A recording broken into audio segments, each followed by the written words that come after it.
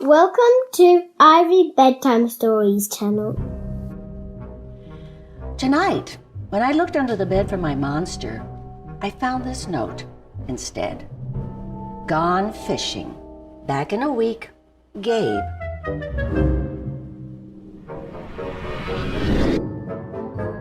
What was I gonna do? I needed a monster under my bed. How was I supposed to get to sleep if my monster was gone? I tried to sleep, but it wasn't the same without Gabe. I missed his ragged breathing, his nose whistling, the scrabbling of his uncut claws. How would I ever get to sleep without Gabe's familiar scary noises and his spooky green ooze? It was no use. Gabe would be gone for a week and I just had to have a monster. I climbed quietly out of bed so my parents wouldn't hear me. Grown-ups have some strange ideas about monsters under beds. I knocked on the floorboards, then scrambled back under my covers. I waited nervously. Would a new monster appear? What would he be like? Would his snorting be as cheerful as Gabe's? When I heard some creaking under my bed, I knew that the substitute monster had arrived. "Good evening," said a low, breathy voice. "My name is Herbert, and I will be your monster for the evening." Herbert? What kind of name is that for a monster? You don't sound scary at all. Hey, have you ever scared a kid before? Well, no, but I have read all the best books on the topic. Do you have long teeth and scratchy claws? I asked. No, but I have an overbite, and I'm a mouth breather. Listen. Herbert's panting was kind of scary, but it wasn't enough for me. Listen, Herbert, I'm sorry. I just don't think this is going to work. I mean, it's nothing personal, but I really need a monster with claws. Picky, picky. Herbert complained. As you wish. I'll go. There was some more creaking, and then Herbert was gone. Some scratching warned me that a second monster had appeared. "Good evening," he said in a high, silky voice. "My name is Ralph. I understand you need a monster with claws. If you would please lean over, I will hold out an arm for inspection." I crouched on the edge of the bed, hoping to see a horrible, shaggy arm with sharp, ragged nails. Instead, I was surprised to see sleekly brushed fur with smooth, shiny claws. "Excuse me, I don't mean to be rude," I asked, "but is that nail polish on your claws?" "Yes, it is," Ralph replied. "I believe professional monsters should always be well-groomed." I could tell that this was not going to work either. "I'm sorry to disappoint you, Ralph, but I need a monster with scary claws." Like Gabe's, I thought. I heard some more scratching, and I knew Ralph was gone. A minute later, a third voice from under the bed rasped, "Check out these claws, kid!" I gathered my courage and peered over the edge. The claws were impressive, jagged and dark and razor sharp. So far, so good. I was a little nervous. "Could you stick out your tail?" I whispered. "Sure, but don't get scared." I peeked through my fingers at the slimy tail slithering over the foot of my bed. And that's when I noticed the bow. "Are you a girl monster?" "Of course I am," she snapped. "I'm Cynthia. Hey, do you have a problem with that?" Yeah, I do. I admit it. I definitely need a boy monster. Boy monsters are for boys, and girl monsters are for girls. Everybody knows that. Well, aren't you a picky one? She sniffed, and then she was gone. Was I being too picky? No.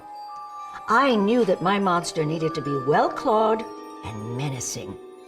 I mean, the whole point of having a monster, after all, was to keep me in bed, imagining all the scary stuff that could happen if I got out. Then I heard a shuffling noise and some slobbering. A fourth monster was under my bed. Hey, the name's Mac. One look at his claws proved that Mac was a big, scruffy boy monster. I shivered. Maybe this one would work out. Those are excellent claws. But you have a long tail? I leaned over to see. No, my tail is stumpy, Max slurped. but I do have an unusually long tongue. Why would I be afraid of a long tongue, I asked. Oh, I don't know. He said, trying to sound terrifying. You never know when I might Lick you. I fell back on the bed laughing. Well, if you're not even going to try to work with me, Mac whined. I held in my giggles. I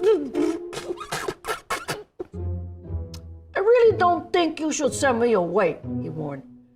Kids who reject 5 monsters in one I night, did I'm not mean. reject 5 monsters tonight, I interrupted. My regular monster went fishing. Fishing, huh? Maybe you just left because you're so picky.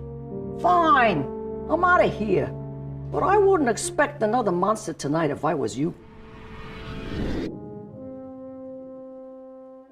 How was I ever going to get to sleep without my monster?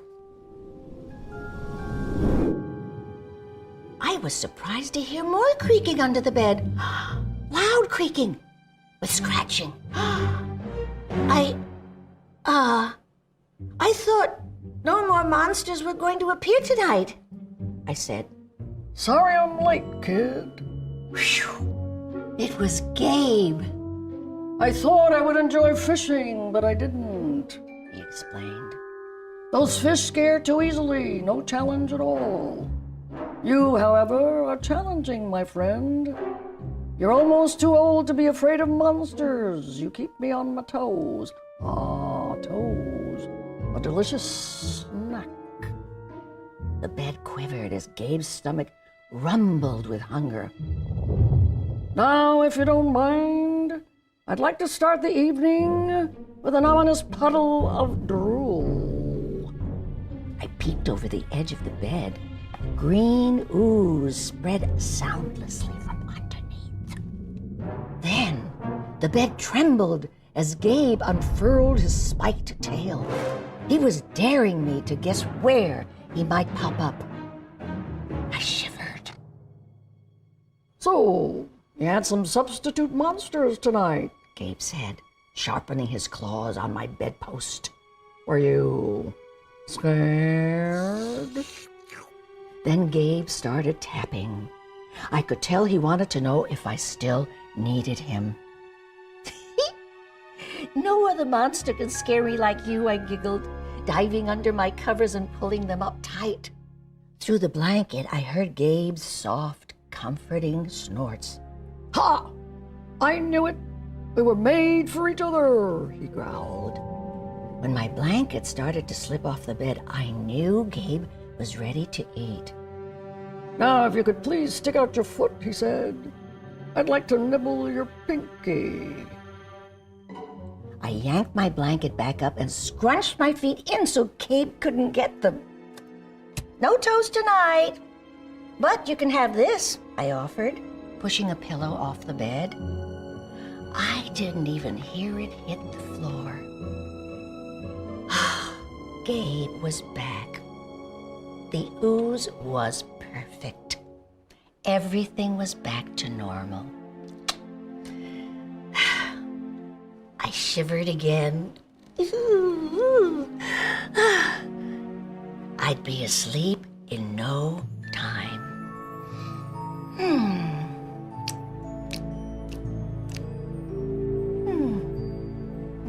Thank you for watching. If you enjoyed this book, don't forget to subscribe to watch more videos. Don't forget, thumbs up.